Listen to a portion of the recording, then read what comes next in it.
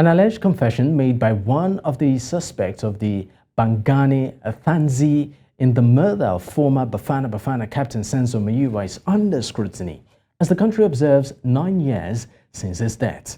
Now, evidence is being heard at a trial within a trial being held in the Gauteng High Court in Pretoria to determine the admissibility of confession statements, pointing out statements and warning comments by all 5 men on the main trial. On Thursday, the second accused, Bongani Ntanzi, made a confession statement that was the center of attention in court. Meanwhile, Senzo Meyiwa's family believes the ongoing trial is a sham and that the truth about his murder has not come out.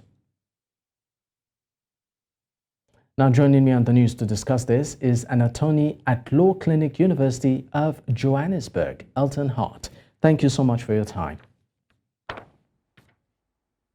Good evening, and good evening to the viewers up in the West. It's great to be with you guys again. All right, great. Now, 9 years, and we still have not seen exactly the direction the trial of Senzo Meyiwa is going. Is the family justified to say that this particular process is a sham?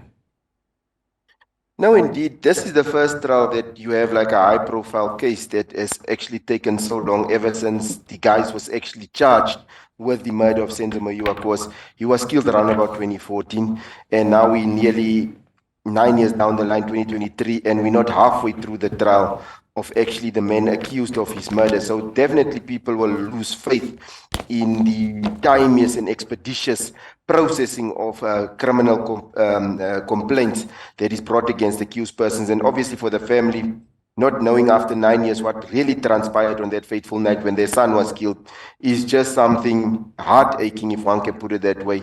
Obviously, there is more technical aspects about, I know I spoke to you on a previous occasion and you sort of also looked at it, that there was also 2 dockets for the same murder, which is highly unlikely in the South African law. And that is all that plays in as to the technical aspects, how the trial is progressing at a very snail's pace, because certain technical requirements needs to be met in order to make sure the accused gets a fair trial. Now, how common is it for high-profile murder cases to remain unsolved for such a lengthy period of time in South Africa? No, the thing is, like, as we know that as South Africans, we don't hide that we do have high crime rates in South Africa. And obviously, yeah, it's the murder case of itself, it's technical of nature, and likewise other ones, there's always technical evidence. And when it's high profile cases, normally you would get your legal professionals that's been in the game for a very, very long time. So they will look at every avenue to make sure that their clients get the best defense, and they will not proceed with the trial if all the documentation pertaining to the investigation is not handed over to them. So that is normally what is sometimes protracting, and also that accused persons, in terms of our constitution, they are guaranteed that right of legal representation. And we have got, and I know up in Nigeria, you guys also have legal aid. We have legal aid even that if they don't get an attorney, the state will pay for their attorneys. And this is what happened currently in this case, where these accused, the attorneys dropped them, and then the state had to actually make funds available so that they have legal representation. So all these changes of the legal representations also played a role in how things happened. And there's also still witnesses and trials within the trials that's being held as to how certain information was actually gathered and acquired from these accused persons.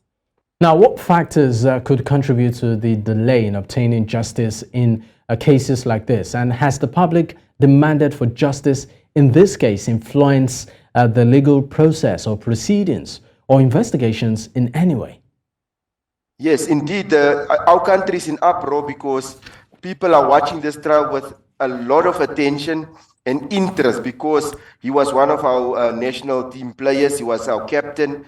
He was the captain of one of the biggest clubs on the African continent, so he was a well-respected figure. So public is putting pressure on, but obviously the problem for me is that we had 2 investigating teams that was sort of, it looks like they were working against each other.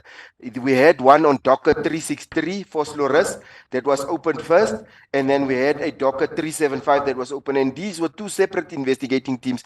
And in the one docket, they have different accused from the ones that's currently in court.